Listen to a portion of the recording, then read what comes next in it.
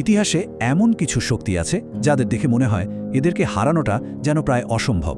তারা বড় বড় সাম্রাজ্যের পতন দেখেছে, ভয়ঙ্কর সব আক্রমণের শিকার হয়েছে, কিন্তু তারপরেও কি আশ্চর্য, তারা ঠিকই টিকে আছে। আজকের এই বিশ্লেষণে আমরা দেখব কিভাবে কিছু শক্তি বারবার ধ্বংসস্তূপ থেকে জেগে ওঠে, তা সে হাজার বছরের পুরনো কোনো সভ্যতা হোক বা একেবারে আধুনিক কোনো রাষ্ট্র। পারস্যের মহাকবি ফেরদৌসির এই কথাটা দিয়ে আমাদের আজকের আলোচনাটা শুরু করা যাক। এই একটা কথাই যেন দুটো সম্পূর্ণ ভিন্ন কিন্তু সমানভাবে শক্তিশালী এক টিকে থাকার গল্পকে এক সুতোয় গেঁথে ফেলে। একদিকে আছে হাজার বছরের এক প্রাচীন সভ্যতা, আর অন্যদিকে আছে একবিংশ শতাব্দীর এক পরাশক্তি। তাহলে চলুন এই তুলনামূলক বিশ্লেষণে আরেকটু গভীরে ডুব দেওয়া যাক। একদিকে আছে ফিনিক্স পাখি, মানে ইরান, যে সভ্যতা বারবার আগুনে পুড়ে ছাই হয়েও নতুন করে জন্ম নেয়। আর অন্যদিকে আছে ভালুক, অর্থাৎ ভ্লাদিমির পুতিনের রাশিয়া, যা পতনের প্রায়ান্ধকার থেকে এক নতুন ভূরাজনৈতিক শক্তি হিসেবে উঠে দাঁড়িয়েছে। সবচেয়ে অবাক করার মতো বিষয় কি জানেন? এদের টিকে থাকার স্টাইলটা একদমই আলাদা। ইরান হলো প্রায় ৫,০০০ বছরের এক সভ্যতা, যার আসল শক্তি হলো তার সংস্কৃতি। অন্যদিকে পুতিনের রাশিয়া কিন্তু মাত্র ২৫ বছরের একটা ভূরাজনৈতিক প্রজেক্ট, যা টিকে আছে নিখুঁত স্ট্র্যাটেজির ওপর ভর করে। একজন বারবার পুনর্জন্ম নেয়, আরেকজন পতনের মুখ থেকে নিজেকে আবার প্রতিষ্ঠা করে। ইরান এবং আধুনিক রাশিয়া দুটো শক্তি এমন সময়ের মধ্য দিয়ে গেছে যখন মনে হয়েছিল সব শেষ। আর তাদের পুরো গল্পটাই কিন্তু এই ধ্বংসস্তূপ থেকে ফিনিক্স পাখির মতো জেগে ওঠার।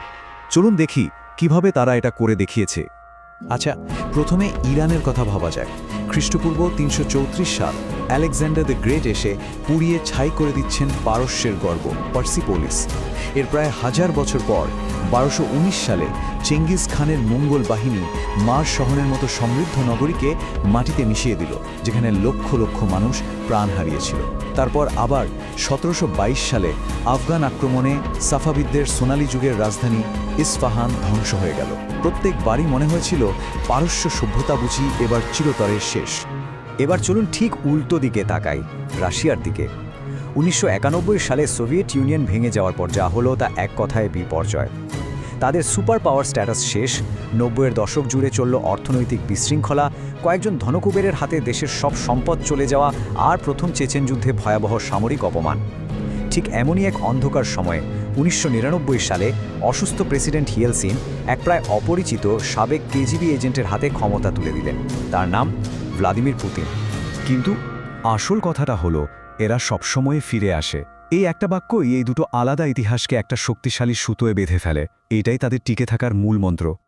আর তাদের এই টিকে থাকার পেছনে আর একটা বড় কারণ হলো বাইরের শক্তির সাথে তাদের এই যে অনন্তকালের লড়াই, এটা যেন তাদের ডিএনএতে ঢুকে গেছে।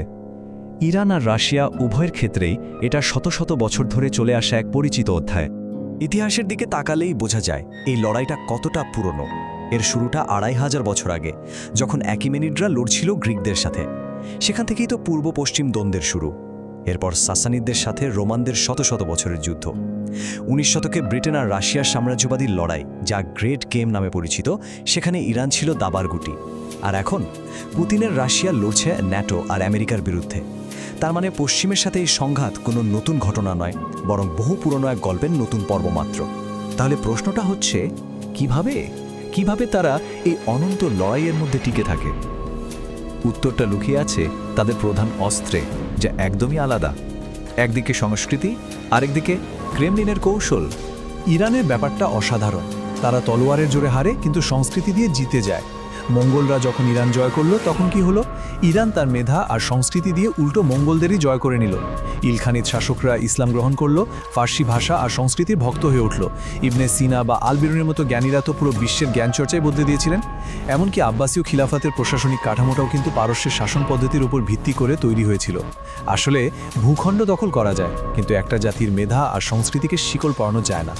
আর অন্যদিকে পুতিনের রাশিয়া, তাদের অস্ত্র হলো নিখুঁত ঠান্ডা মাথার স্ট্র্যাটেজি। ক্ষমতায় এসেই তিনি কি করলেন?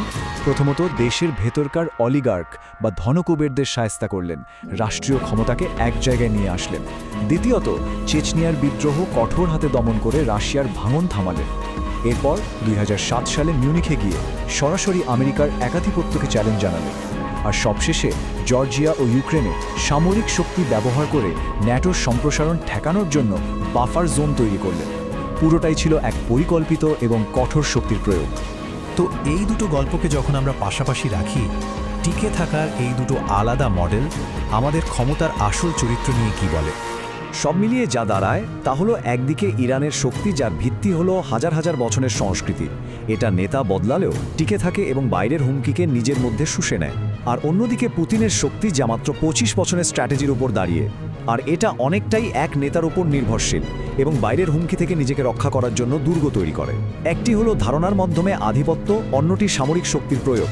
তাহলে শেষ প্রশ্নটা এটাই, কোনটা বেশি টেকসই, শেকড় গভীরে চলে যাওয়া একটা সংস্কৃতি নাকি ইস্পাতের মতো কঠিন করে গড়া একটা রাষ্ট্র?